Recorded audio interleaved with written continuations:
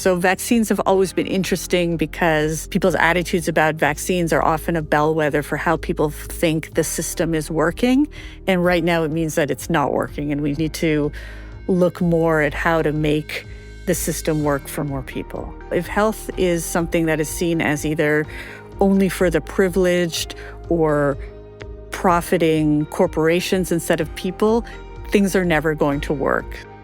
I'm Julie Rose, and this is Top of Mind. I have been a radio journalist for 2 decades, but a few years ago, I found myself avoiding the news for long stretches because of how depressing and divisive it all seems. I still wanted to be informed and engaged on important issues, though, and I figured I couldn't be alone in that. So we created this podcast. Each episode, we tackle one tough topic in a way that will challenge you, help you feel more empathy, and empower you to become a better citizen, a kinder neighbor, and a more effective advocate. Today, what the pandemic taught us about the fragile nature of American trust. I never intended to get the COVID shot. I did get it and I was fine, but it did not start out that way. Before the pandemic, Heather Simpson was just another new mom, anxious about the health of her baby and looking for answers online.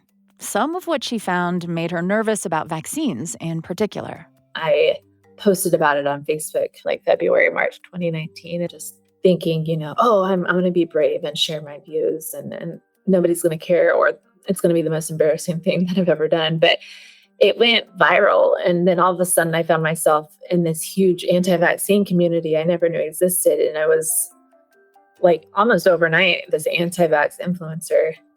It's still kind of a weird thing to say out loud. Now, her popularity really peaked on Halloween that year when she posted about her costume. And I was trying to think of the least scary thing I could be for Halloween. So I became the measles. That was the dumbest caption, but there it was. And I looked down and it's getting shared 50 times per minute. And I was like, oh no. The post went super viral. News websites picked up the story. For a moment, she was one of the most famous anti-vaxxers in the country. So when the COVID pandemic hit in 2020 and the race was on for a vaccine, Simpson had no intention of getting it. No, absolutely not. I didn't trust it at all. I thought, most people in the FDA and CDC are just terrible. But remember, it was almost a year before there even was a COVID vaccine available. And in the meantime, something else started to bother Simpson. When COVID hit, I noticed a lot of my followers were protesting masks. And I was like, why can't you wear a mask if it might save like a whole entire life? That was what started me on my journey to wonder if I'm wrong about other things. Like the COVID vaccine, which Simpson got when it came out, TV reporters in tow. I called one of my doctor friends on the way to get the shot and I had this complete panic attack. But I had to put on a brave face. I got my COVID vaccine and I just kept advocating for it. So an anti-vaxxer who changes her mind in such a public way is really a rare story. But to think that it happened because of the pandemic is especially interesting, because overall, that was a time when Americans were losing trust across the board. Today, in fact, trust in institutions generally is at an all-time low. That includes the media, the medical system, public schools, all branches of government, and more. Before the pandemic, for example, 3 in 4 Americans said science had mostly positive effects on society. Today, that's down to barely half of us. And when it comes to vaccines specifically, fewer than half of Americans today think childhood vaccines are extremely important. That is the lowest level in 25 years. And the pandemic also sparked new vaccine hesitancy, driven by shifting health guidelines and those vaccine mandates that forced people to take a side. Plus, the COVID shot was developed faster than normal using new technology.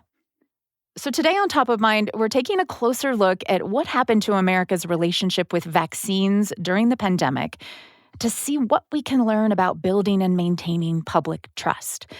We'll hear a range of viewpoints exploring what it was like to gain trust, to lose it, and to try and foster it. Now, trust is something we've been wrestling with a lot on the podcast, by the way. We've done episodes about trust in the media and in the election system. We'll drop those episode links in the show notes. And just to be clear, I know vaccines are an emotional topic. This is not an episode about whether or not people should get vaccinated. We're using vaccines as a lens to get at the deeper issue of how and why we trust institutions. When the COVID vaccine was finally ready in late 2020, public health officials were surprised that about 1 in 3 Americans said they probably wouldn't get the shot. So those officials flooded us with facts. Throughout COVID, you saw all kinds of infographics online or on bus shelters where it would say facts versus myth. Maya Goldenberg is a professor of philosophy at the University of Guelph, and she's author of Vaccine Hesitancy: Public Trust, Expertise, and the War on Science. So it was kind of like, get the facts, ask your doctor. And what's implied by those kind of communication strategies is that if only people had the accurate information, then everything would be fine. So the assumption is if people had the right information about vaccines, they would view vaccines favorably the same way that the experts do. But Goldenberg says the public health experts fundamentally misdiagnosed the cause of vaccine hesitancy. Doesn't do a lot to help people that are already skeptical about the technology, and it's typically because they are skeptical about the source. Even though the scientists, the consensus say that vaccines are safe, that we should use it, that it's good for our children, people are wondering whether science is being practiced and communicated with the public's interest in mind, or whether science is being used to further government or corporate interests. Pretty much, is science working for power or is science working for the people? And that is actually a strong view tied to people's experiences with physicians and other healthcare practitioners, with the healthcare system, and even with bodies of government. That is really key to understanding vaccine hesitancy as a whole. So if it's not a lack of information that is the problem, it's what? It's a lack of trust, and it's a lack of trust in, let's call it institutional trust, which is a confidence that the system works. It doesn't need to be that I trust every single scientist deeply or think that everybody in the FDA is good, but I need to have some kind of general feeling that things are working, that the safety is being taken seriously, that the interests of the people are being put at the forefront.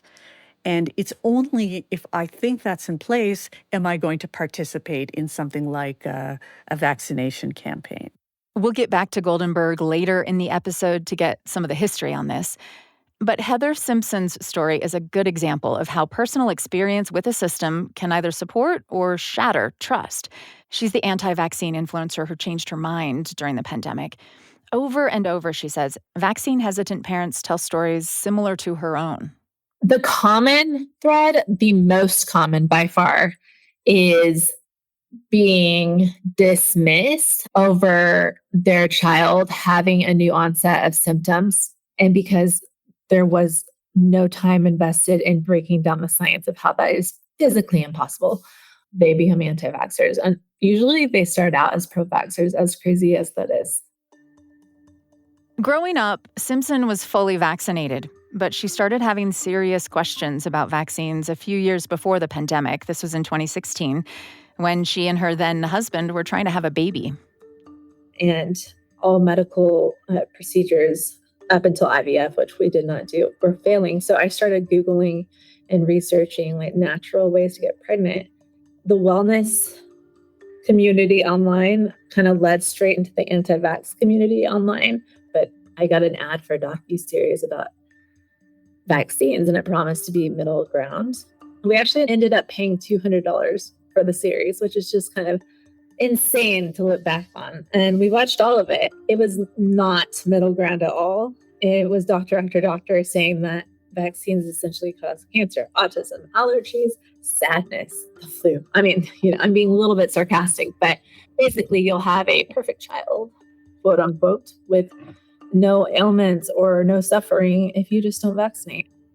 And I didn't know any better. I thought, oh, these are doctors, and they must know what they're talking about. So when their daughter was born, Simpson and her husband decided not to vaccinate her. And that was just the start. So after she was born, I had bought an Owlet, a smart sock. It was not FDA approved, but you put it on her foot and it monitors her oxygen and heart rate. New parent, I was just terrified of SIDS and things like that. It went off the first week that she was home, and it said, like 79% oxygen.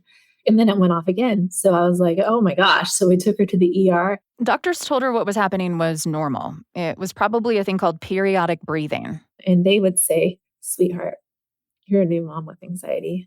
Stop using the sock and go back to sleep. And so I took her to the pediatrician, and the main focus was, well, no matter what, you should get her whooping cough vaccine, because if she gets sick with this breathing condition, then we definitely don't want her to get whooping cough, which is true. But I said, I saw this docuseries and I wanted to discuss with her everything that I learned. And she said, I won't be talking about a docuseries. I won't be discussing anything of the sort. And I went to the car and cried. I finally fought tooth and nail for a sleep study, and they granted me one. We drove 5 hours to Dallas. The sleep doctor herself said, I'm not giving you a sleep study. This is periodic breathing. And in that moment, I prayed, God, please just let her fall asleep and show this doctor what I'm talking about. And I looked down and she fell asleep. It was the craziest thing ever. And while she said that kind of seems like periodic breathing, I will give you the sleep study under one condition, that I'm only doing this because of your anxiety. And I was like, all right, you've pushed me down enough. Do you feel good now? I don't care. I'm anxious. Do it. Let's save her life. I don't care. I don't like any of you guys. Just save her life. The sleep study showed signs of severe sleep apnea. They transferred her to ICU, where they thought she would die that week. She was then on oxygen for the next 2 months. I had a new sleep doctor, a follow-up 2 months later. It was a man, and he was so kind. And I said, hey, this sounds ridiculous, but she's not responding to the CPAP machine for typical sleep apnea. She's only responding to oxygen, which makes me think that with her findings of severe sleep or reflux, that maybe she's not regulating CO2 and O2. And he said, I've never heard of that, but I think you're right. Let's go with it. And that was the first time I was heard. The first time. And we went with it, cured her reflux, and her apnea basically went away, and she's alive. And I could cry just thinking that doctor for listening. Now, the student doctor in the room was listening also. And, she said, hey, that sock monitor, that wasn't FDA approved, was it? And I said, no, but it saved her life. Without it, she would have died. And she said, I know, but it wasn't FDA approved. I was like, I can't. I'm never going to do anything the CDC, the FDA, anything they say. You have made an anti-vaxxer for a life. I'm done. And that's when I was solidified. Every single part of that could have been stopped at some point. So, unsurprisingly, Simpson continued to not vaccinate her daughter. And even though she thought vaccines were more dangerous than the diseases they were intended to prevent, she was still racked with anxiety about those diseases, especially tetanus. And by this time, her daughter was 2. I wasn't that, worried about measles and polio, because thanks to vaccines, we don't really have to worry about those things. But man, tetanus is not something to toy around with. And when she walked outside barefoot, I would freak out if she got a cut, because, oh my gosh, even dirt, just a little bit of dirt. I was just like, I want so badly to just be done and to just be normal and to just trust. I took her to our natural doctor even, and that allows vaccines. And I said, I'm so tired of being so scared of tetanus. And she said, or the nurse practitioner said, there's a way to avoid that. And it was like a light bulb clicked. I told my friend, I want to be pro-vax, but, I don't trust all the vaccines yet. And she said, if you trust even a few of them, you are pro-vax. Like it's not like an all or nothing thing. You just start. So I made a post, decided to get my flu shot that month. It started so slow. I was terrified. And so I like to tell people that it's a scale, and you got to tip the scale to get someone to vaccinate. They got to become more afraid of the disease than the vaccine. And that worked for me. The anti-vaccine community was not happy with that social media post. And there was already a rift forming since Simpson struggled to understand why so many of them were refusing to wear masks at the start of the pandemic. I lost most of my friend group and online support system, and they actually kind of exiled me from the community. It was horrible. If you're not all in, you're all out. But because of that, I was able to reach out to like a blood-brain barrier specialist that I love dearly online, and another scientist, and they had these frank, candid talks with me about like polysorbate and things like that. And it just kind of snowballed from there.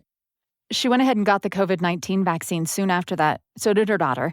She was encouraged by doctors and public health experts she had recently started to trust. I love Dr. Paul Offit. Paul Offit is a member of the FDA, a former advisor to the CDC, and he was a leading voice in the media encouraging vaccination. The day that my daughter got her first shot, he let me call him.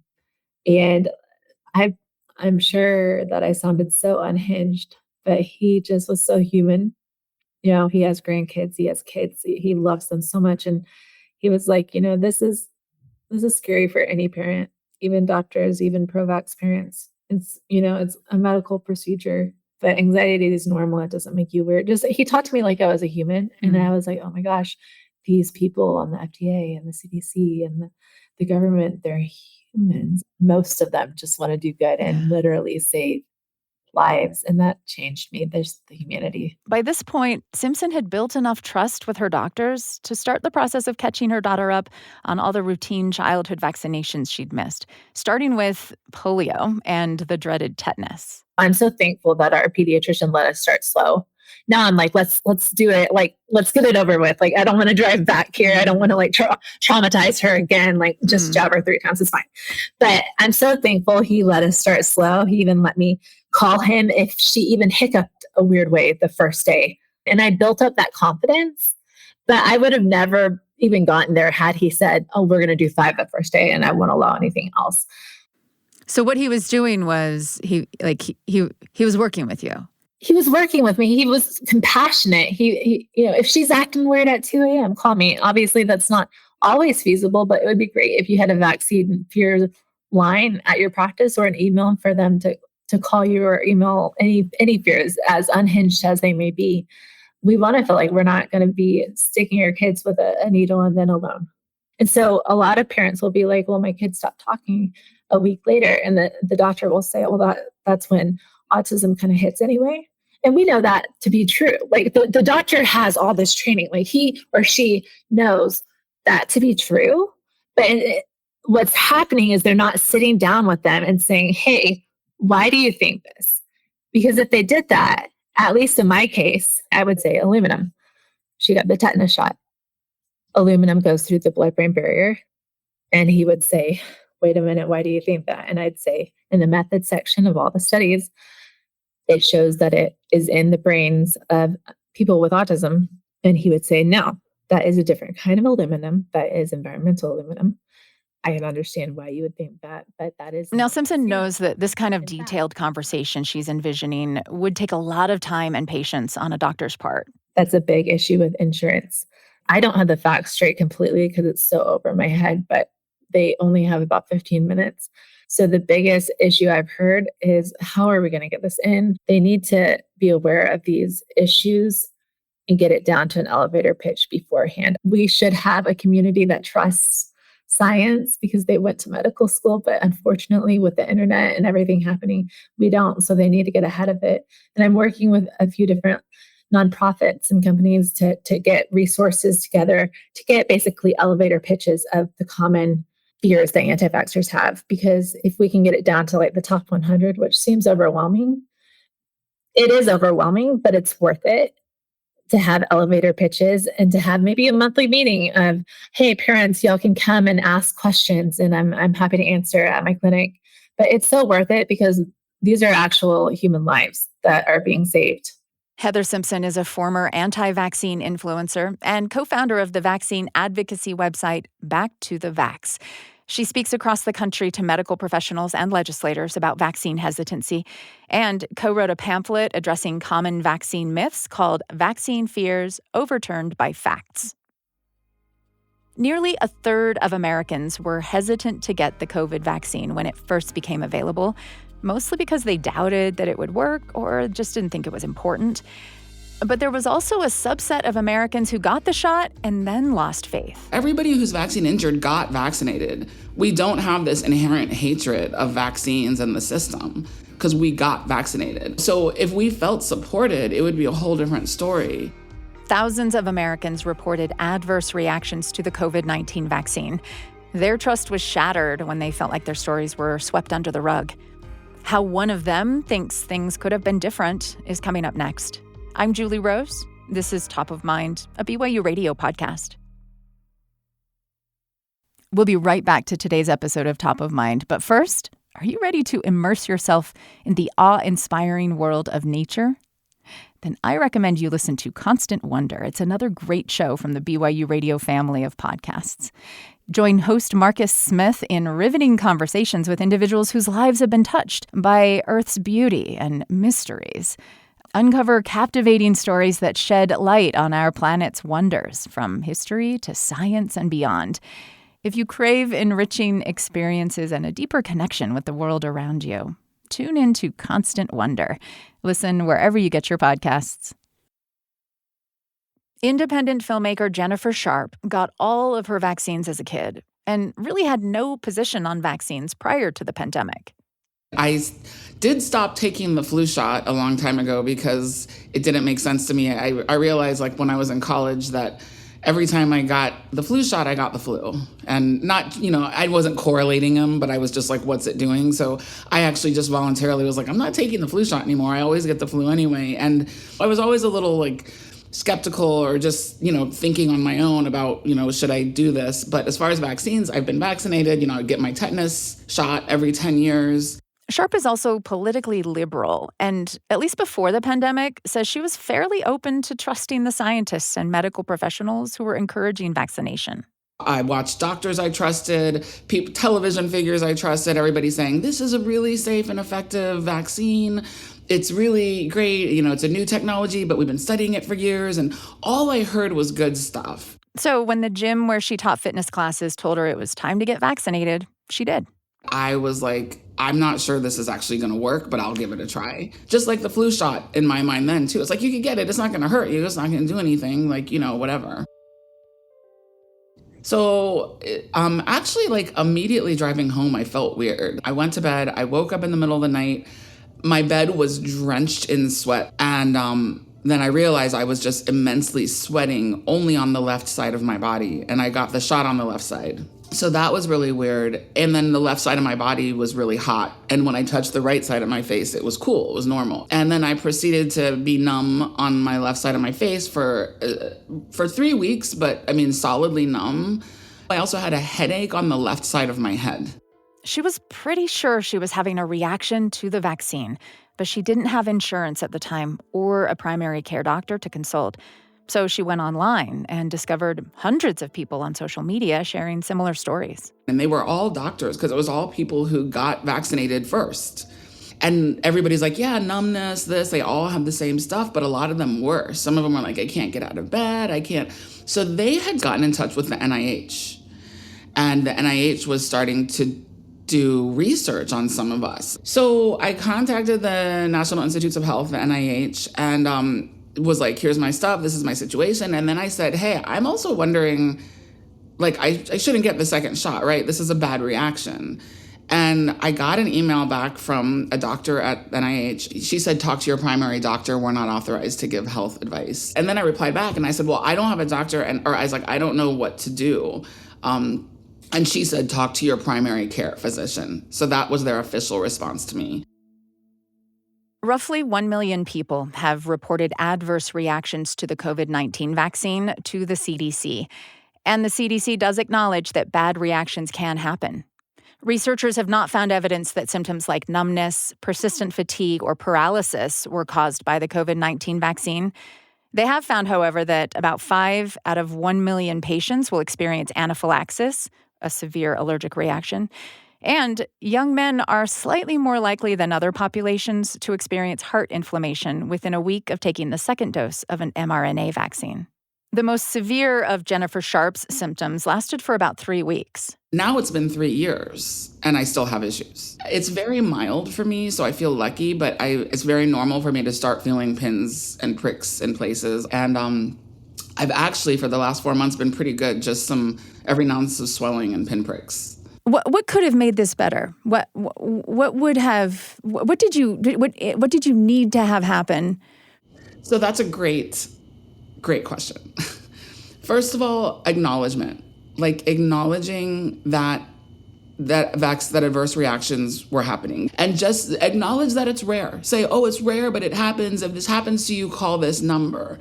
Even if they said it was rare, that wouldn't have been upsetting to you? Because it sounds like you think it's a lot more common, but you just needed them to say it happens. Yeah. And I didn't know if it was rare at the beginning. So like what could have been done differently if when it happened at the beginning, I was told, oh, this is a thing, but they could say it's rare if they wanted. Like I didn't know. But at least you'd be like, oh, okay, they know about this. Okay, I'm going to get help. I wanted to know that they were studying it and they were following us and that they were, figuring out what was wrong so they could help us. If that had been the message and you went ahead and got vaccinated and then you developed the reaction that you had, would you not have had such the deep, you wouldn't have ended up in those support groups? You wouldn't have ended up sort of having this deep mistrust? I wouldn't have, it would have been awesome because you'd feel like, because that's the biggest thing for all the vaccine injured. Everybody who's vaccine injured got vaccinated. We don't have this inherent hatred of vaccines and the system. I mean, some people were forced to and really didn't want to, but so if we felt supported, it would be a whole different story. But instead, it was the opposite. Not only was there no one there to help us, if we talked about it, we were censored. We were shamed. And then when I talk to my friends about it, just my circle, no one wants to hear about it. They want to be quick to say, oh, well, that's weird. Nothing happened to me. My whole family got it. We didn't have any reactions. Or, well, it is a public health emergency. So I guess, there's some rare things that happen, but it's for the greater good. So in response to feeling silenced and ignored, Jennifer Sharp made Anecdotals in 2023. Which is a documentary about people with vaccine injuries and about how we need help. But it's more personally about my personal journey of vaccine injury and into everything that happened, medical cards getting banned from society also because I wasn't fully vaccinated and all that. I got a job where I said, and it was a great job, I got offered a job, it was like a 3-week film job. They actually hired me and then they found out I only had one shot. And they said, yeah, we can't hire you. And I would talk to my friends and they would invite me places and say, hey, come out with us here. And I said, I'm not allowed to go there. And that only further drove you, I guess, then undermined your trust. Sort of in general, you began to feel more isolated, more outcast. So at that point, was there any, I guess let's kind of fast forward today. It's been 3 years. Do you consider yourself anti-vax, anti-all vaccines at this point? Well, I don't even know what that word means. I mean, I think that's a really big label that carries a lot of weight.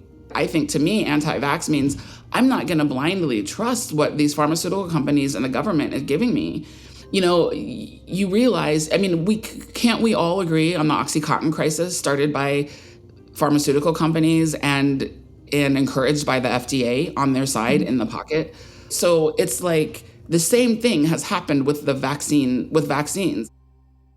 Is there any circumstance under which you could imagine yourself getting another vaccine of any sort? I would have to study it. I would have to look in. There's no situation where I would go into a doctor's office and they would say, oh, we need to give you this vaccine or this. And I say yes. So it's not that I got an injury and it's that I got an injury and now my eyes have been opened to how this system works and it's flawed. Jennifer Sharp is a filmmaker. She's director of the documentary Anecdotals. So the pandemic was a new moment for public trust in vaccines and in medical science more broadly, but there is some important history to consider. People don't trust vaccines. Why is that? Vaccines will make us safe. Well, we've heard that before, that technology is supposed to make things better, and sometimes it doesn't. What can we learn from that? That's next on Top of Mind from the BYU Radio Podcast Network.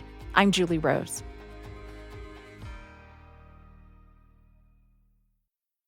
Hey, it's Julie, inviting you to embark on a whimsical journey with The Appleseed from the BYU Radio family of podcasts. Immerse yourself in captivating stories, expertly woven by talented storytellers. Join host Sam Payne and the live studio audience in laughter and delight as they explore a tapestry of tales. Tune in to The Appleseed for a family-friendly experience that sparks imagination and brings stories to life. It's your ticket to fun and creativity. Find The Appleseed wherever you listen to podcasts. Trust in vaccines, it turns out, has always been a tricky proposition. Vaccines have been a controversial and emotional issue since they were first introduced hundreds of years ago. Vaccines always seem to represent more than a medical technology. This is Maya Goldenberg again, author of Vaccine Hesitancy, Public Trust, Expertise, and the War on Science. The thing about a vaccine is, it is, for one, a preventive healthcare intervention, so people tend to be more accepting of fixing a thing that is broken.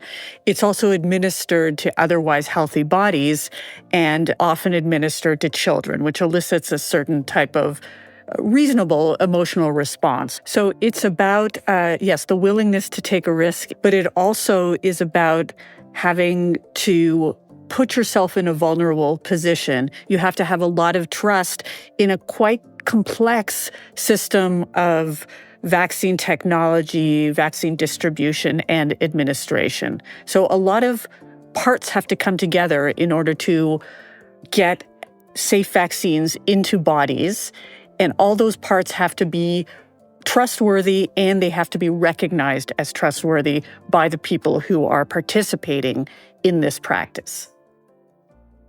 What happened during the COVID pandemic, do you think, that has particularly influenced this? Well, what happened during the COVID pandemic is vaccines were framed as the solution to the problem. Remember when they first came out, we were all excited because we were actually told that this was going to get us out of the pandemic and do it relatively quickly. Everything hinged on acceptance of this vaccine. So there was very little tolerance for vaccine refusal. Vaccine mandates were introduced quite quickly. So much was piled onto these vaccines to end the pandemic, to restore social order, to get us back to normal, that it was more of a burden than this technology could handle. Because of that, it became an even more polarizing issue than it was before. And that explains why it became a political issue, why populist leaders could use vaccines as a wedge issue, why disinformation around vaccines prevailed. It's because there was so much meaning and representation placed on this little technology. And COVID was at this moment where many governments decided that we could not tolerate a lot of vaccine refusal. And because of that, people dug in their heels harder than they had before around vaccine refusal. And I wonder, too, if there were a lot of people who would not have considered themselves anti-vax or vaccine hesitant, but they also never got the flu shot because, I don't need it. I don't think it works. I have, but then when all of a sudden they were told, here's this vaccine that you must get, now people were having to decide, really, where do they come down? That's right. And they outed themselves. They had to sort of out themselves as, I'm vaccine hesitant or I'm anti-vaccine. But before the pandemic, it was like, I don't get the flu shot.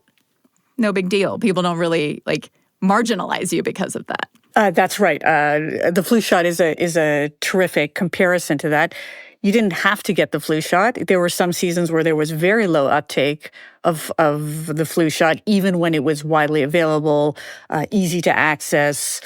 And we just kind of tolerated it as just not ideal, but a kind of social division that we could live with.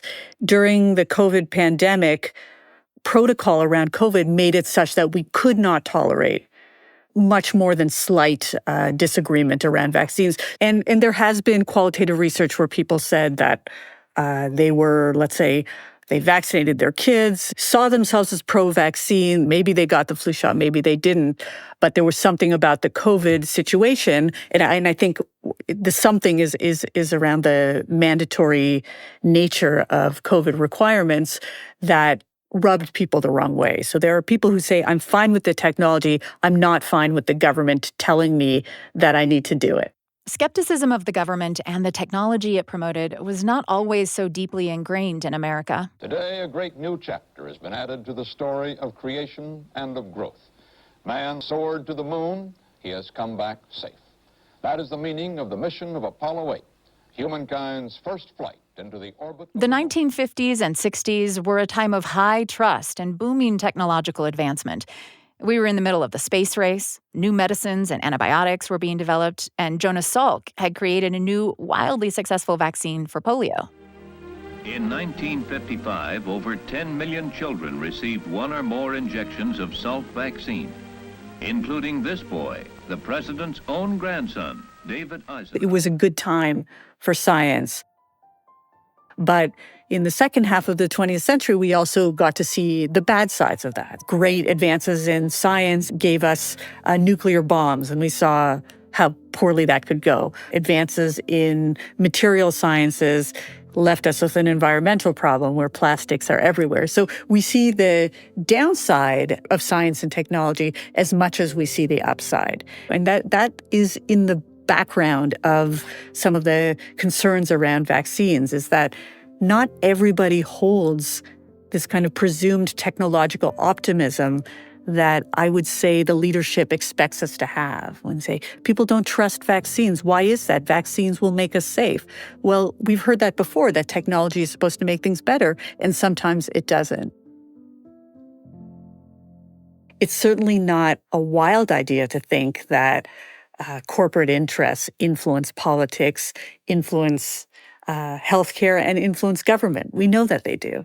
So I give the general public credit for having a good sense of that most of the medicines that we take are good and good for us and regulated, but sometimes they aren't. I mean, we are living in an opioid crisis right now, so we don't need to look too far back to say things get missed or actually things get covered up, which is part of the opioid story, is that we had pharmaceutical companies behaving badly and a regulatory system that was not able to keep up.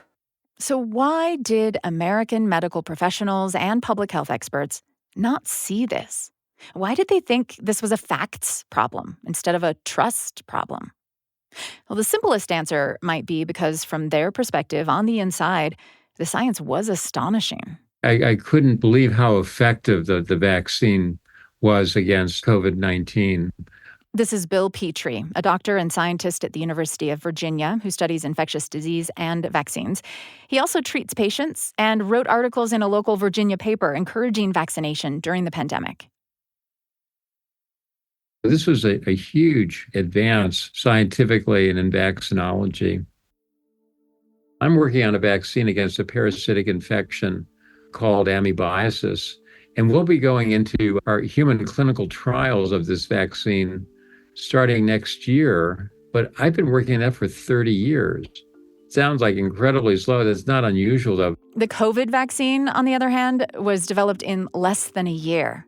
And initially, it looked to Petrie like everyday Americans were just as excited as he was about it. I still remember when the vaccine did come out, seeing the lines of elderly people, who were the first ones that were eligible for the vaccine, waiting with great optimism that finally they were going to be out of their self-imposed isolation at home. So many people were hardly out of their house for over a year during the pandemic. I had brought an elderly friend, I kind of waited in line with him, and it was so fun to see. And of course, we probably all had, friends, relatives in self-imposed isolation, and to be able to see that vaccine was their ticket out of isolation was like really, really fun. And a bigger part of the motivation was that, vaccines saved lives. The number of patients that I cared for where they did lose their lives, that despite what we knew about how to treat this infection, they had a relentless progression of lung failure and sepsis. And so to have a life-saving vaccine was really just amazing. He also worked with some of the sickest COVID-19 patients who were in clinical trials for symptom management. And there, too, he saw more trust than not. And I will always remember being in the room with an elderly woman with COVID-19. And it was difficult for her to talk with me because she was so short of breath from the infection. But I explained to her we had a study. If she entered that study, she would either receive this new medicine for COVID-19 or she would receive a placebo. And I couldn't tell her if she was going to get the placebo or the new medicine. I couldn't tell her whether it would make any difference or not.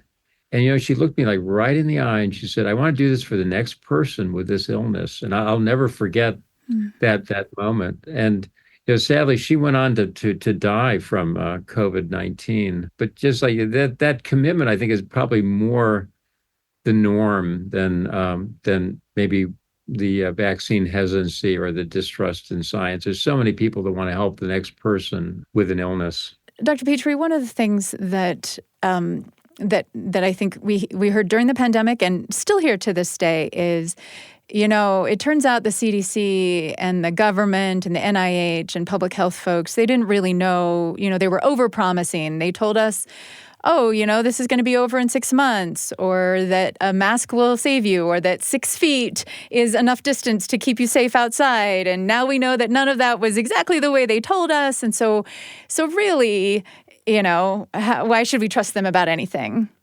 What do you think could have been done to sort of avert that kind of lack of trust?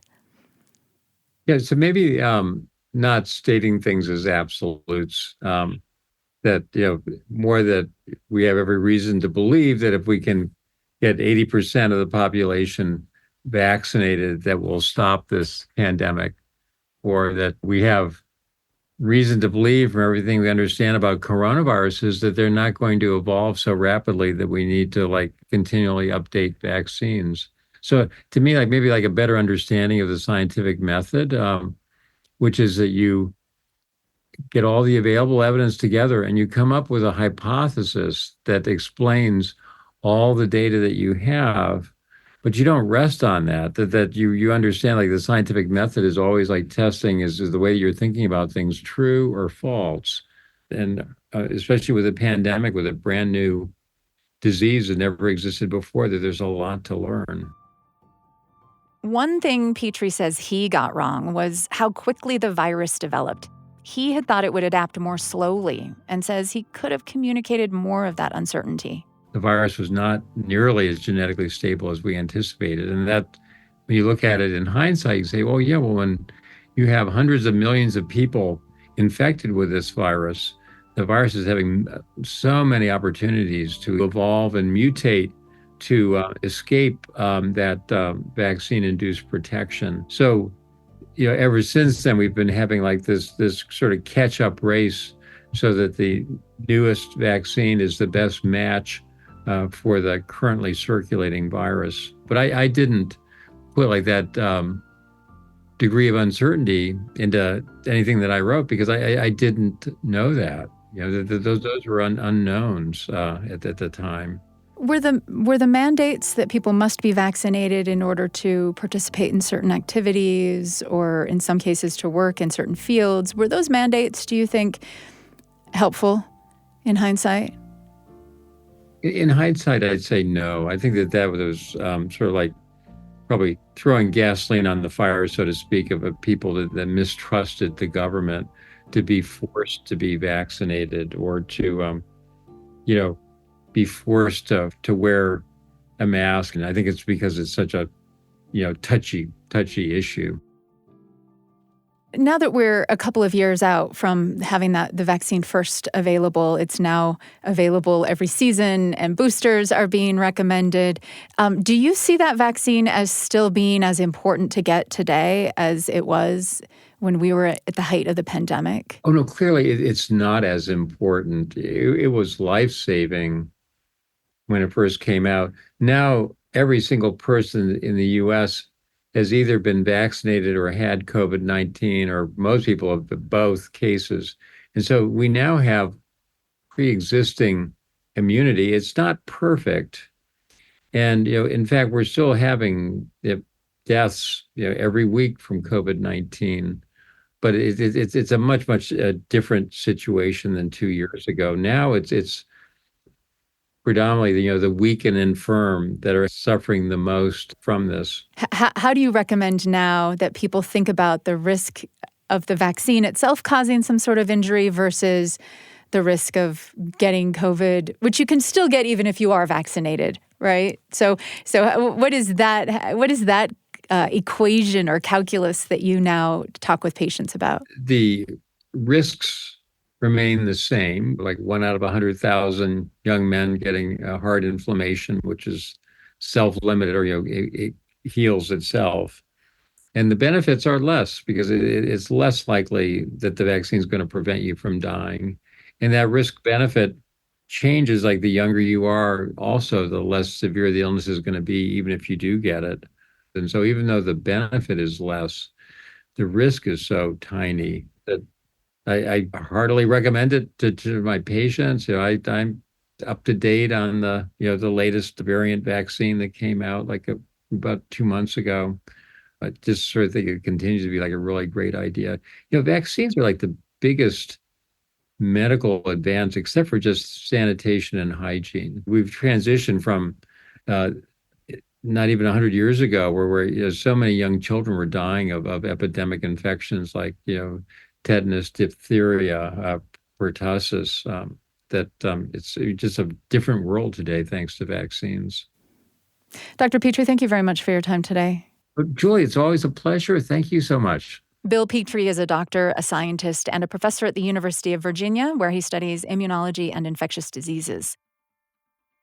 So, trust in American institutions had been declining for decades before the pandemic supercharged our suspicion in science, government regulators, democratic systems, the media, and even one another. Rebuilding any of that trust seems like a daunting challenge. But Maya Goldenberg identifies some lessons from the deterioration of trust in vaccines during the pandemic that I think could apply more broadly, starting with this. People can handle the truth, and people can handle uncertainty because we do it all the time. We make decisions every day with incomplete information. And it seems to be that people in leadership are always afraid that there will be some kind of crisis if you admit that we don't know, or we're not sure, or there is some risk involved. Yet that doesn't seem to pan out. People will become skeptical if you say vaccines are 100% safe, there's no risk, nothing else to talk about, because we're smart enough to know that there's always risks associated with health interventions. We'd like an honest account of what that is, and then we can make informed decisions. Another lesson from the COVID vaccine development, says Goldenberg, is that people find it harder to trust institutions when private companies are profiting in the process. There is a clear interest by the public for more of an arm's length between health research and the pharmaceutical industry. They are powerful, they are profit-driven. Most of the time they give us good medicines and biologics, but when it goes badly, it goes really badly. So do something. There's lots of things you can do. They're not small things, but do things to make sure that the profit motive isn't driving healthcare. Health needs to be driving healthcare, the interests of keeping people safe and healthy. Okay, so here's just one example of how this concept might apply elsewhere. More Americans distrust the Supreme Court than trust it right now. That's driven in part by concern about the influence wealthy, politically motivated donors might be having on the justices. The vast majority of Americans support creating a binding code of conduct for justices that could put more distance between them and deep-pocketed interests. And when it comes to the influence of money on U.S. politics across the board, we actually did an entire top-of-mind episode recently about why so many Americans see that as a big problem and what could be done about it. We'll put a link to that episode in the show notes. Now, Goldenberg says it's also important to understand the context that has led an individual or a group to lose trust. And what I mean by that is people come to healthcare technologies like vaccines with all kinds of prior histories. So you need to speak to those concerns. There were some good examples of health communications during COVID. They were usually town halls done over Zoom for obvious reasons, encouraging people from groups that were skeptical about vaccines based on, let's say, past histories. It was often racialized groups, new immigrant groups. And the people who'd be talking to them would be people from their community. It might be physicians and scientists or community leaders, religious leaders, talking about not just the vaccines themselves, but it might be acknowledging harms and hurt that members of the community have experienced and maybe are still experiencing. So it was putting it in the context of people's lives. So this one actually reminds me of some of the stuff we've seen at work in communities around the country where relations with local police are fraught. Police departments that are looking to build trust often start with the chief acknowledging mistakes and expressing a desire to do better. And there's also typically a focus on diversifying the ranks of officers to better reflect the community and developing relationships with trusted leaders in that community. Okay, so here's one more thing that Maya Goldenberg says we learned from the pandemic, and that is how to enforce a government rule without undermining public trust. When mandates have worked well historically, it's because they send a message to the public that this is something really important. You also give justification for it, and you get people on board. And many school entry mandates have been introduced in that way, and they've gone well. You explain to parents what's associated with it. It sends a message that this isn't that, something like measles vaccines shouldn't just be a choice for your kids, but it's super important. And most people subscribe to it. Another important thing is having a little bit of, I've heard it being described as a release valve, where the people who are really, really, really against it should be able to refuse it. Because if you don't do that, people get mad, people get organized, and they move it underground. What is your hope having, you wrote this book, it came out just before the pandemic, and then sort of seeing all of this play out in real time. What is your hope moving forward? My hope is that we do a lot more work to try to restore the trust between scientific institutions and the public. And that's not easy to do. It's costly and it takes time to do it.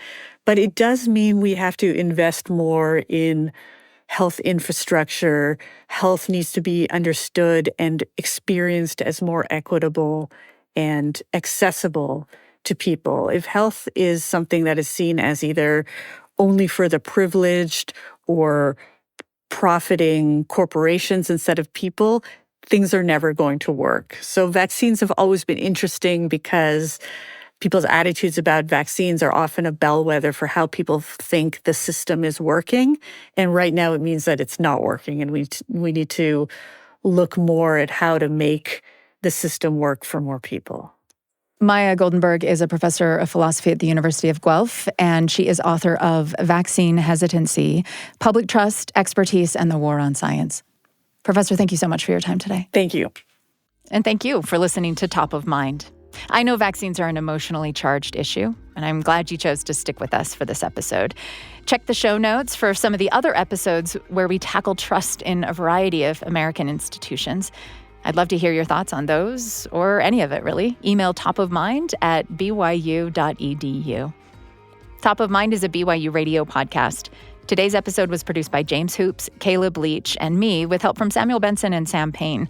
Our audio engineer and sound design team includes Gabe Vargas and Brendan Lewis. I'm Julie Rose. We'll talk soon.